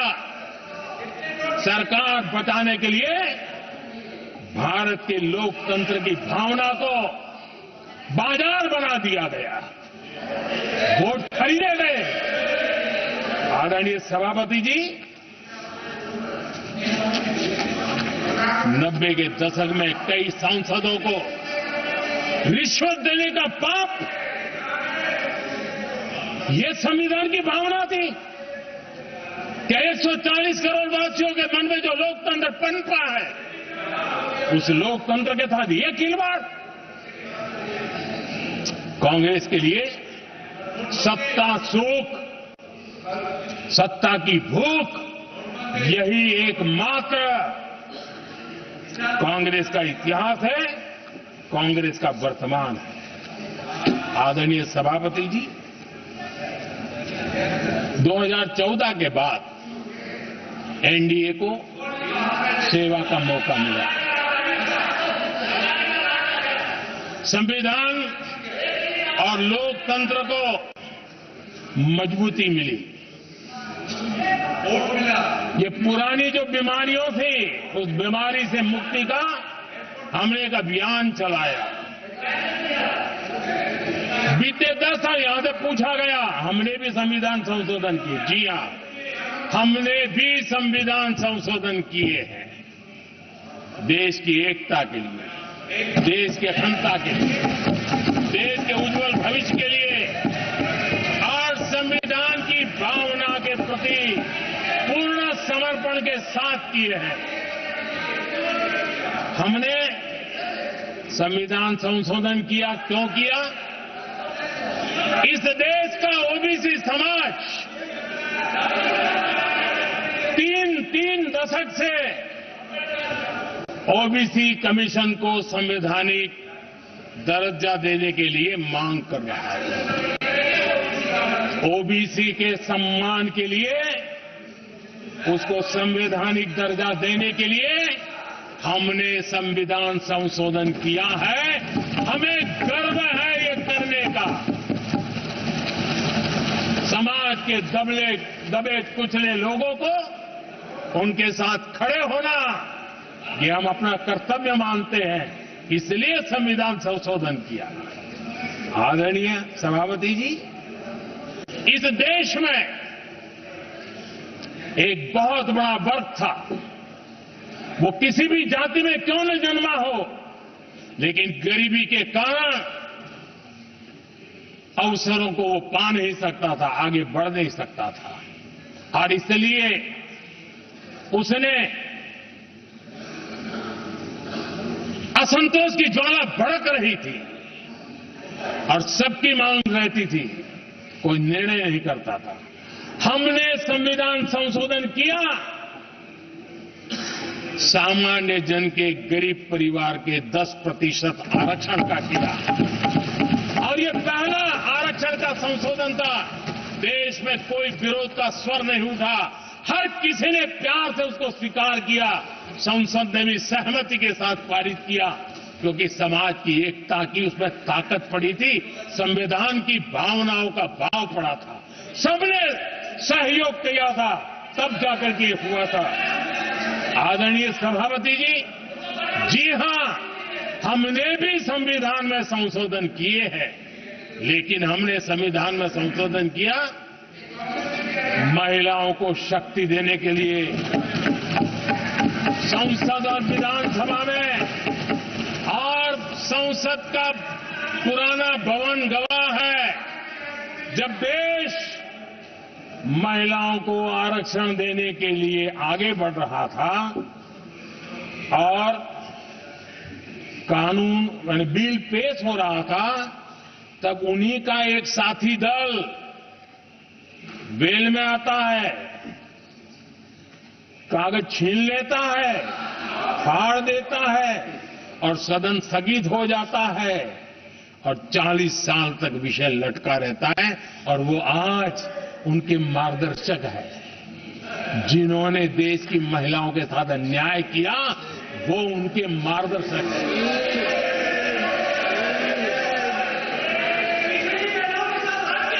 आदरणीय सभापति जी, हमने संविधान संशोधन किया, हमने देश की एकता के लिए किया।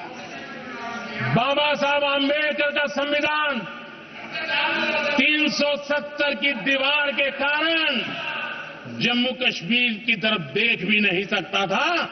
हम चाहते थे बाबा साहब आंबेडकर का संविधान हिंदुस्तान के हर हिस्से में लगना चाहिए, और इसलिए बाबा साहब को श्रद्धांजलि भी देनी थी, देश की एकता को मजबूत करना था। हमने संविधान संशोधन किया, डंके की चोट पर किया और 370 को हटाया। और भारत की सुप्रीम कोर्ट ने भी अब तो उसको मोहर लगा दी है। आदरणीय सभापति जी, हमने 370 का हटाने के लिए संशोधन किया। हमने ऐसे कानून भी बनाए। जब देश का विभाजन हुआ, महात्मा गांधी समेत देश के वरिष्ठ नेताओं ने सार्वजनिक रूप से कहा था कि पड़ोस के जो हमारे देश हैं, जहां जो माइनॉरिटीज है, वो जब भी संकट में आएगी तो उनकी चिंता ये देश करेगा। गांधी जी ने का वचन था, जो उनके नाम पर सत्ता पर चढ़ जाते थे उन्होंने तो पूरा नहीं किया, हमने ला करके उसको पूरा किया। वो कानून हमने लाया, हमने किया है, और गर्व के साथ आज भी हम उसको ओन कर रहे हैं, मुंह नहीं छुपाते हैं, क्योंकि देश के संविधान की भावना के साथ मजबूती के साथ खड़े रहने का हमने काम किया। आदरणीय सभापति जी, हमने जो संविधान संशोधन किए हैं वो पुरानी गलतियों को ठीक करने के लिए किए हैं, और हमने एक उज्जवल भविष्य का रास्ता मजबूत करने के लिए किए हैं। और समय बताएगा, समय की कसौटी पर हम खरे उतरेंगे, क्योंकि वो सत्ता स्वार्थ के लिए किया गया पाप नहीं है, हमने देश हित में किया हुआ पुण्य है। और इसलिए हमें जो सवाल पूछते हैं आदरणीय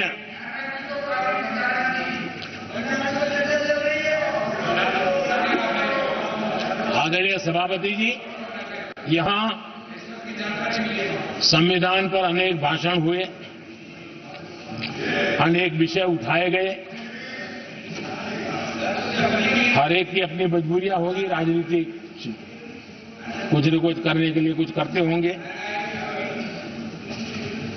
लेकिन आदरणीय सभापति जी, हमारा संविधान सबसे ज्यादा जिस बात को लेकर के संवेदनशील रहा है वो है भारत के लोग, वी द पीपल, भारत के नागरिक। संविधान उनके लिए है, उनके हितों के लिए है, उनके कल्याण के लिए है, उनकी गरिमा के लिए है, और इसलिए संविधान भारत के कल्याणकारी राज्य के लिए हमें दिशा निर्देश देता है। और कल्याणकारी राज्य का मतलब है जहां नागरिकों को भी गरिमा प्राप्त हो, उनको गरिमामय जीवन की गारंटी मिलनी चाहिए। हमारे कांग्रेस के साथियों को एक शब्द बहुत प्रिय है, मैं आज उस शब्द का उपयोग करना चाहता हूं, और उनका सबसे प्रिय शब्द जिसके बिना वो जी नहीं सकते, वो शब्द है जुमला। कांग्रेस के हमारे साथी, उनको दिन रात जुमला, लेकिन इस देश को पता है हिंदुस्तान में अगर सबसे बड़ा जुमला कोई था और वो 4 पीढ़ी ने चलाया, वो जुमला था गरीबी हटाओ। ये ऐसा जुमला था, ये गरीबी हटाओ ऐसा जुमला था, उनकी राजनीति की रोटी तो सिकती थी, लेकिन गरीब का हाल ठीक नहीं होता था। आदरणीय सभापति जी, जरा कोई भी ये कहे आजादी के इतने सालों के बाद क्या एक डिग्निटी के साथ जीने वाले परिवार को क्या उसे टॉयलेट भी उपलब्ध नहीं होना चाहिए? क्या आपको ये काम करने की फुर्सत नहीं मिली? आज देश में टॉयलेट बनाने के अभियान को, जो गरीबों के लिए एक सपना था, उसकी डिग्निटी के लिए हमने इस काम को हाथ में लिया और हमने जी जान से उसे जुटे रहे। उसका मजाक उड़ाया गया, मुझे मालूम है, लेकिन उसके बाद भी सामान्य नागरिक के जीवन का गरिमा, ये हमारे दिल और दिमाग में होने के कारण हम डिगे नहीं, हम अड़े रहे, हम आगे बढ़ते चले गए और तब जाकर के ये सपना साकार हुआ। माताएं बहनें खुले में सोच जा रही थी, या तो सूर्योदय के पहले या सूर्योदय के बाद, और आपको कभी पीड़ा नहीं हुई। और उसका कारण यह था कि आपने गरीबों को और गरीबी को टीवी में देखा है, अखबार की सुर्खियों में देखा है, आपको गरीब की जिंदगी का पता नहीं है, वरना आप इसके साथ ऐसा जुल्म नहीं करते।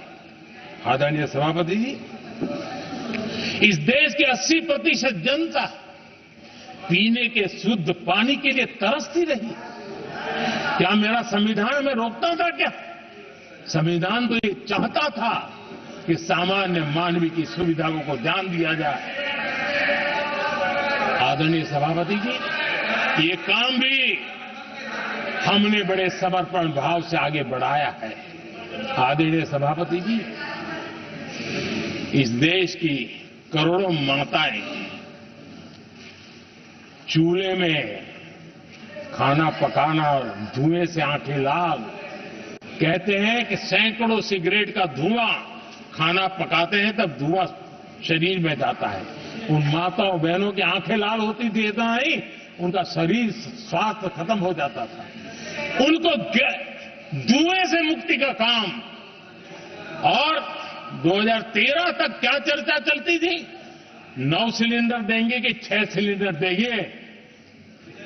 इस देश ने देखते ही देखते हर घर तक गैस का सिलेंडर पहुंचा दिया, क्योंकि हमारे लिए हर नागरिक 70 साल के बाद जो बेसिक सुविधाएं हैं उसकी तरफ।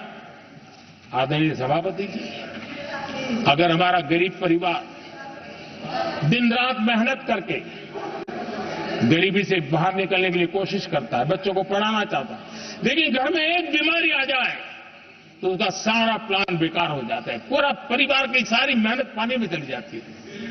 क्या इन गरीब परिवारों के इलाज के लिए कुछ आप सोच नहीं सकते थे? 50-60 करोड़ देशवासियों को मुफ्त इलाज मिले। संविधान की उस भावना का आदर करते हुए हमने आयुष्मान योजना को लागू किया, और आज देश के 70 साल के ऊपर के किसी भी वर्ग के क्यों न हो, उनके लिए भी हमने व्यवस्था की। आदरणीय सभापति जी, जरूरतमंदों को राशन देने की बात, और उसका भी मजाक उड़ाया जा रहा है।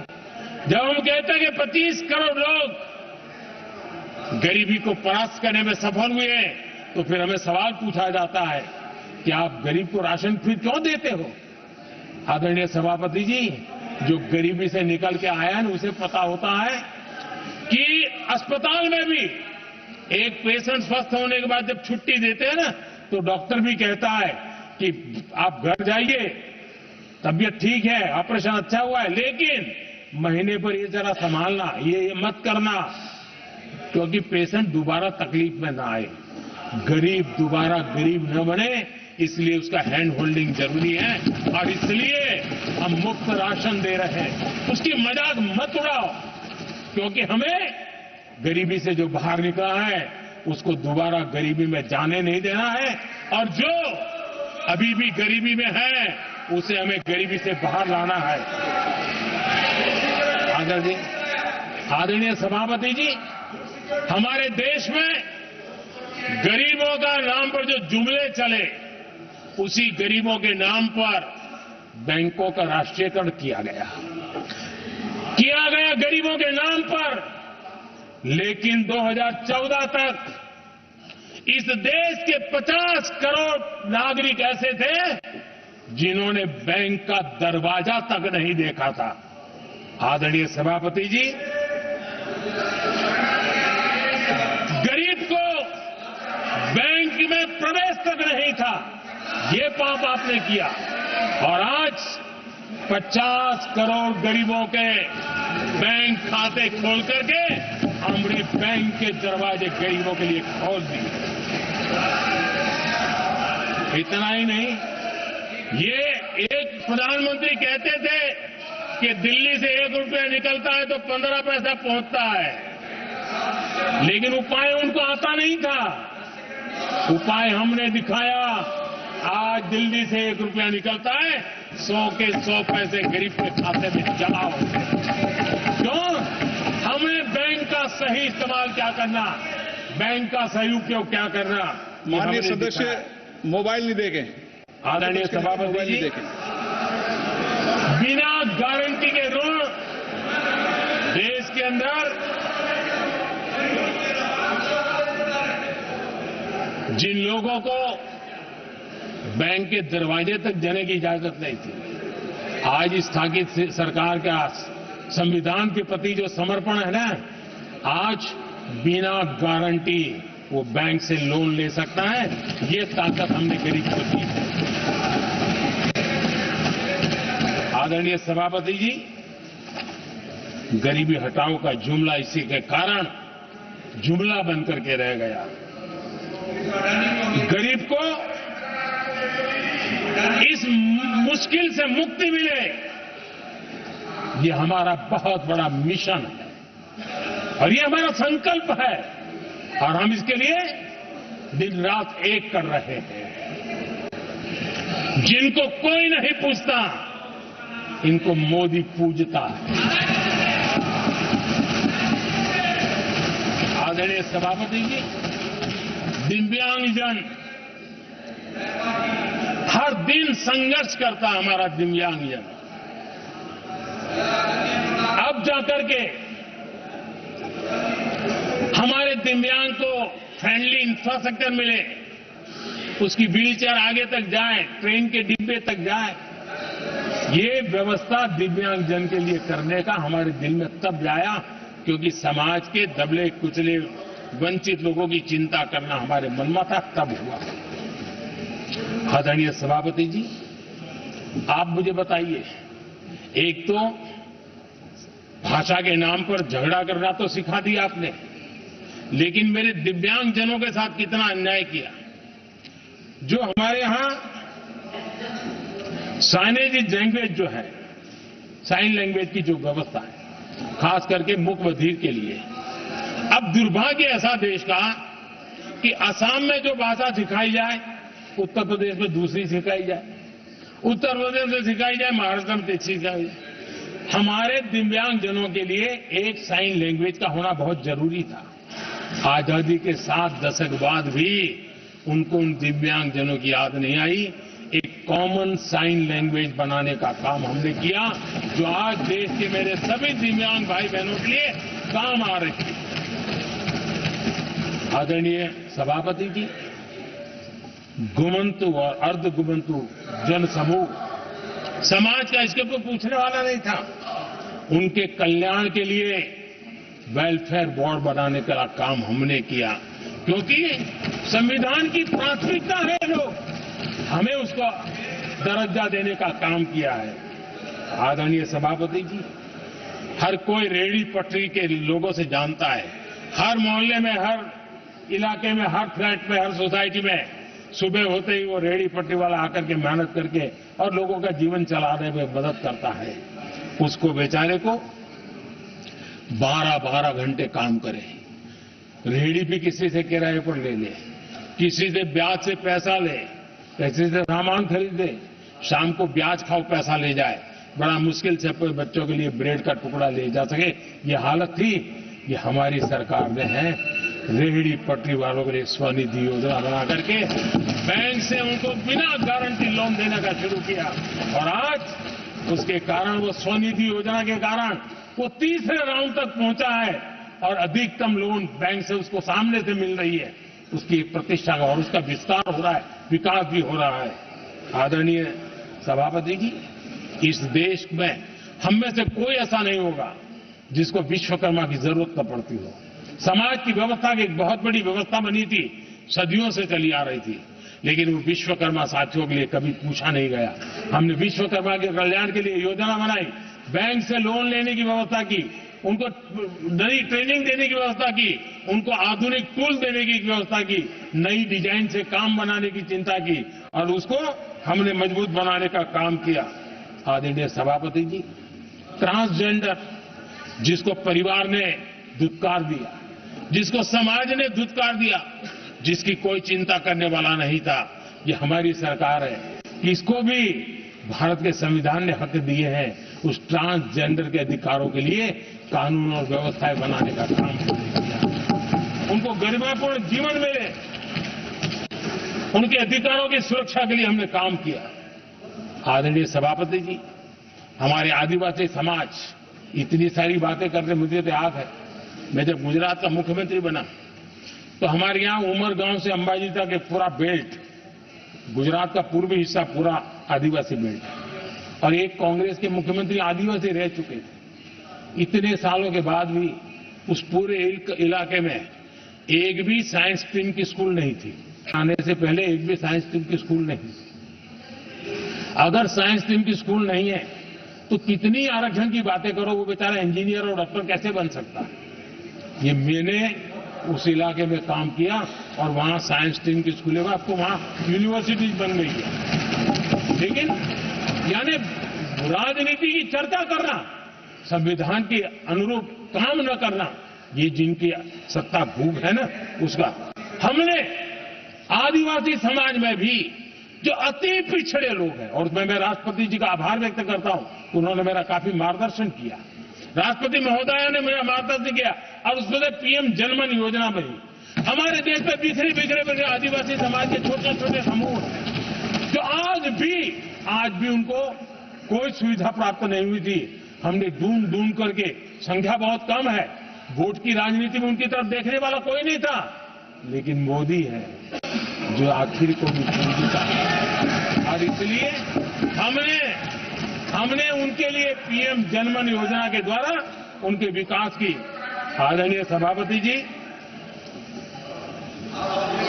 जैसे समाजों में उनके विकास संतुलित होना चाहिए, पिछड़े से पिछड़ा व्यक्ति को भी संविधान अवसर देता है, जिम्मेवारी भी सरकार को देता है, उसी प्रकार से कोई भी विभाग भी, कोई हमारा ज्योग्राफिकल इलाका भी वो पीछे नहीं रहना चाहिए। और हमारे देश में किया क्या, 60 साल के दरमियान 100 डिस्ट्रिक्ट आइडेंटिफाई करके कह दिया कि ये तो बैकवर्ड डिस्ट्रिक्ट है, और बैकवर्ड डिस्ट्रिक्ट का ऐसा लेवल लग गया कि किसी की ट्रांसफर होती थी तो वो कहता था पनिशमेंट पोस्टिंग, तो कोई जिम्मेवार अफसर जाता ही नहीं था। और उनकी तरह हमने पूरी स्थिति को बदल दिया। हमने एस्पिरेशनल डिस्ट्रिक्ट का एक कल्पना रखी और 40 पैरामीटर पर ऑनलाइन रेगुलर मॉनिटरिंग करते रहे, और आज एस्पिरेशनल डिस्ट्रिक्ट उस राज्य के अच्छे जिलों की बराबरी करने लग गए और कुछ तो नेशनल एवरेज की बराबरी करने लगे। भूभाग भी पीछे न रहे, कोई जिला अब इसको आगे ले जाए करके हमने 500 ब्लॉक को एस्पिरेशनल ब्लॉक बना करके उनके डेवलप पर स्पेशल फोकस करने की दिशा में हम काम कर रहे हैं। आदरणीय सभापति जी, मैं हैरान हूं, जो लोग बड़ी बड़ी कथाएं सुनाते हैं, क्या इस देश में आदिवासी समाज 1947 के बाद आया क्या राम और कृष्ण से तब आदिवासी समाज था नहीं था? जो आदिवासी समाज को आदि पुरुष वीर पुरुष हम कहते हैं, लेकिन आजादी के कई दशकों के बाद भी इतना बड़ा आदिवासी समूह, उनके लिए अलग मंत्रालय नहीं बनाया गया। पहली बार अटल बिहारी वाजपेयी की सरकार आई और उन्होंने अलग आदिवासी मंत्रालय बनाया, अलग आदिवासी विकास और विस्तार के लिए बजट दिया। आदरणीय सभापति जी, हमारे माछीमार समाज, मछुआरा समाज, क्या अभी भी आया है क्या उनकी नजर नहीं गई आपकी? इन मछुआरा समाज के कल्याण के लिए पहली बार हमारी सरकार ने आकर के अलग मंत्रालय बनाया फिशरीज का। उनके कल्याण के लिए अलग से हमने बजट दिया, समाज के इस तबके की चिंता की।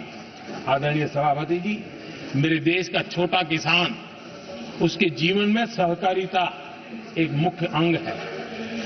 छोटे किसान की जिंदगी को सामर्थ्य देने के लिए सहकारी क्षेत्र को जिम्मेवार बनाना, सहकारी क्षेत्र को सामर्थ्यवान बनाना, सहकारी क्षेत्र को बल देना, इसकी महात्मा हम समझते हैं, क्योंकि छोटा किसान, उसकी चिंता हमारे दिल में थी और इसलिए हमने अलग सहकारिता मंत्रालय बनाया। हमारी सोचने का तरीका क्या है? हमारे देश में नौजवान है, पूरा विश्व आज वर्कफोर्स के लिए तरस रहा है। देश में डेमोग्राफिक डिवीजन लेना है तो हमारे इस वर्कफोर्स को स्किल बनाना चाहिए। हमने अलग स्किल मंत्रालय बनाया ताकि दुनिया की आवश्यकता के अनुसार मेरा देश का नौजवान तैयार हो और विश्व के साथ वो अपने आगे बढ़े। आदरणीय सभापति जी, हमारा नॉर्थ ईस्ट इसलिए कि वहां वोट कम है, सीटें कम है, इसकी कोई परवाह नहीं है। ये अटल जी की सरकार थी जिसने पहली बार नॉर्थ ईस्ट के कल्याण के लिए जूनियर मंत्रालय की व्यवस्था की और आज उसका परिणाम है कि नॉर्थ ईस्ट के विकास की नई चीजों को हम प्राप्त कर पाए। इसी के कारण रेल, रोड, पोर्ट, एयरपोर्ट ये बनने की दिशा में आगे बढ़ रहे हैं। आदरणीय सभापति जी, आज भी दुनिया के देशों में लैंड रिकॉर्ड के लेकर के समृद्ध देशों को भी कई संकट हैं। हमने गांव के हर सामान्य व्यक्ति को अपना लैंड रिकॉर्ड, उसके घर की मालिकीन का हक पे कागज नहीं है, उसके गांव उसको बैंक से लोन चाहिए हो, कहीं बाहर जाए तो कोई कब्जा कर लिया, एक स्वामित्व योजना बनाई और देश के गांव के ऐसे समाज के दबे कुचले लोगों को वो कागज हम दे रहे हैं जिसके कारण उसका मालिकी हक बन रहा है। वो स्वामित्व योजना एक बहुत बड़ा दिशा में है।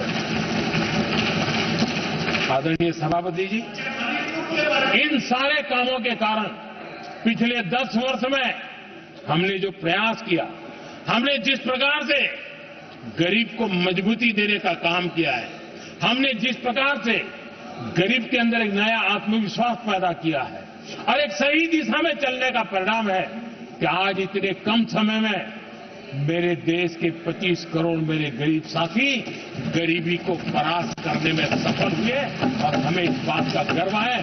और मैं संविधान निर्माताओं के सामने सर झुका करके कहता हूं, जो संविधान हमें दिशा दे रहा है उसके तहत मैं ये काम कर रहा हूं। और मैंने, आदरणीय सभापति जी, जब हम सबका साथ सबका विकास की बात करते हैं, वो नारा नहीं है, वो हमारे आर्टिकल ऑफ फेथ है। और इसलिए हमने सरकार की योजनाएं भी बिना भेदभाव को चलाने की दिशा में काम किया है और संविधान हमें भेदभाव की अनुमति नहीं देता है। और इसलिए हमने आगे चल करके कहा है सैचुरेशन, जिसके लिए जो योजना बनी है उसका लाभ उन लाभार्थी को 100% लाभार्थी को मिलना चाहिए। ये सैचुरेशन अगर सच्चा सेकुलरिज्म को है ना, तो ये सैचुरेशन में है। सच्चा सामाजिक न्याय अगर किसी में है तो ये सैचुरेशन 100% उसको बेनिफिट जिसका हक है मिलना चाहिए, बिना भेदभाव के लिए मिलना चाहिए। तो ये भाव लेकर के हम सच्चे सेकुलरिज्म को और सच्चे सामाजिक न्याय को लेकर के जी रहे हैं। आदरणीय सभापति जी, संविधान के हमारे एक और स्पिरिट भी है और हमारे देश को दिशा देने का माध्यम, देश को का चालक बल के रूप में राजनीति केंद्र में रहती है। आने वाले दशकों में हमारा लोकतंत्र, हमारी राजनीति की दिशा क्या होनी चाहिए, आज हमें मंथन करना चाहिए। आदरणीय सभापति जी, कुछ दलों की राजनीतिक स्वार्थ और सत्ता का भाव, मैं जरा उनसे पूछना चाहता हूं, क्या वे कभी अपने आप को, और मैं सभी दलों के लिए कह रहा हूं, उधर और इधर ये मेरा विषय नहीं है, ये मेरे मन के विचार है जो मैं इस सदन के सामने रखना चाहता हूं कि इस देश में योग्य नेतृत्व का अवसर मिलना चाहिए नहीं। जिनके परिवार में कोई राजनीति में नहीं है, क्या उनके लिए दरवाजे बंद हो जाएंगे? क्या देश को, लोकतंत्र के स्पिरिट को परिवारवाद ने गहरा नुकसान किया है कि नहीं किया है? क्या परिवारवाद से भारत के लोकतंत्र की मुक्ति का अभियान चलाना ये संविधान के तहत हमारी जिम्मेवारी है कि नहीं है? और इसलिए समानता के सिद्धांत की बात कहे, अवसर की बात कहे, हिंदुस्तान के हर किसी को, और जो परिवारवादी राजनीति है उनकी दूरी ही परिवार होता है। सब कुछ परिवार के लिए, देश को, देश के नौजवानों को आकर्षित करने के लिए, लोकतंत्र को मजबूत बनाने के लिए और देश के युवाओं को आगे आने के लिए हम सभी राजनीतिक दलों ने प्रयास करना चाहिए। सभी राजनीतिक दलों ने, जिनकी पार्श्वभूमि में राजनीतिक परिवार नहीं है, ऐसे फ्रेश ब्लड को लाने के लिए प्रयास करना, ये मैं मानता हूं कि देश की लोकतंत्र की, और इसीलिए मैंने लाल किले से कहा है कि मेरा एक विषय लेके मैं लगातार बोल रहा हूं, बोलता रहूंगा। 1 लाख ऐसे नौजवानों को देश की राजनीति में लाना है जिनका कोई परिवार का बैकग्राउंड राजनीतिक परिवार का नहीं है, और इसलिए देश को एक फ्रेश एयर की जरूरत है, देश को नई ऊर्जा की जरूरत है, देश को नए संकल्प और सपने लेकर के आने वाले युवकों की जरूरत है। और भारत के संविधान के जब 75 वर्ष मना रहे हैं तो हम उस दिशा में आगे बढ़े। आदरणीय सभापति जी, मुझे याद है मैंने एक बार लाल किले से संविधान में हमारे कर्तव्य को लेकर के उल्लेख किया था, और मैं हैरान हूं कि जिनको संविधान का समझ नहीं आता है वो कर्तव्य की भी मजाक उड़ाने लग गए। मैंने ऐसा कोई इंसान देखा नहीं दुनिया में कि जिसको इसमें भी इतराज हो सकता है आने। लेकिन देश का दुर्भाग्य है, हमारे संविधान ने नागरिकों के अधिकार तय किए हैं, लेकिन संविधान को हमसे कर्तव्य की भी अपेक्षा है। और हमारी सभ्यता का सार है धर्म, ड्यूटी, कर्तव्य, ये हमारी सभ्यता का सार है। और महात्मा गांधी जी ने कहा था, महात्मा जी का कोट है, उन्होंने कहा था, मैंने ये अपनी अशिक्षित लेकिन विद्वान मां से सीखा है कि हम अपने कर्तव्यों को जितना अच्छे से निभाते हैं उसी से अधिकार निकल करके आता है। ये महात्मा जी ने कहा था। मैं महात्मा जी की बात को आगे बढ़ाता हूं और मैं कहना चाहूंगा, अगर हम अपने मौलिक कर्तव्यों का पालन करें तो कोई भी हमें विकसित भारत बनाने से नहीं रोक सकता। संविधान का 75वां वर्ष कर्तव्य के प्रति हमारे समर्पण भाव को, हमारी प्रतिबद्धता को और ताकत दे, देश कर्तव्य भावना से आगे बढ़े, ये मैं मानता हूं समय की मांग है। आदरणीय सभापति जी, भारत के भविष्य के लिए संविधान के स्पिरिट से प्रेरित होकर के मैं आज इस सदन के पवित्र मंच से 11 संकल्प सदन के सामने रखना चाहता हूं। पहला संकल्प है, चाहे नागरिक हो या सरकार हो, सभी अपने कर्तव्यों का पालन करें। दूसरा संकल्प है, हर क्षेत्र, हर समाज को विकास का लाभ मिले, सबका साथ, सबका विकास हो। तीसरा संकल्प है, भ्रष्टाचार के प्रति जीरो टॉलरेंस हो। भ्रष्टाचारी की सामाजिक स्वीकार्यता न हो। भ्रष्टाचारी की न हो। चौथा संकल्प है देश के कानून, देश के नियम, देश की परंपराओं के पालन में देश के नागरिकों को गर्व होना चाहिए, गर्व का भाव हो। पांचवा संकल्प गुलामी की मानसिकता से मुक्ति हो, देश की विरासत पर गर्व हो। छठा संकल्प देश की राजनीति को परिवारवाद से मुक्ति मिले। सातवां संकल्प संविधान का सम्मान हो, राजनीतिक स्वार्थ के लिए संविधान को हथियार न बनाया जाए। आठवां संकल्प संविधान की भावना के प्रति समर्पण रखते हुए जिनको आरक्षण मिल रहा है वो न छीना जाए और धर्म के आधार पर आरक्षण की हर कोशिश पर रोक लगे।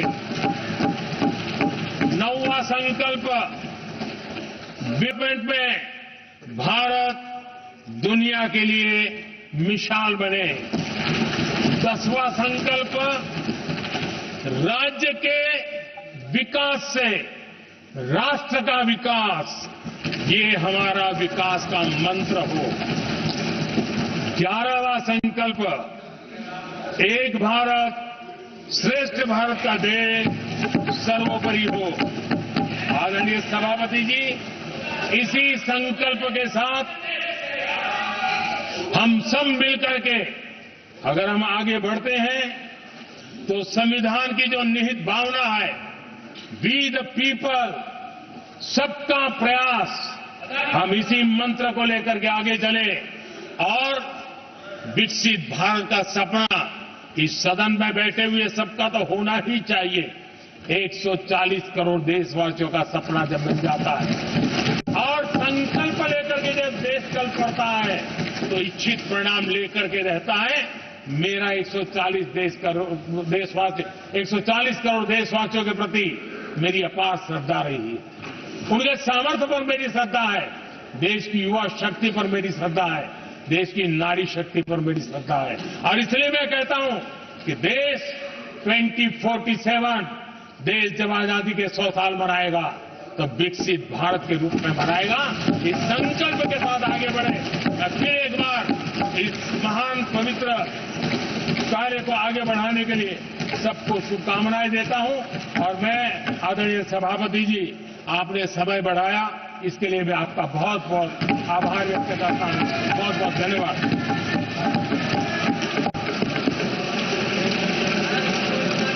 सभा की कार्रवाई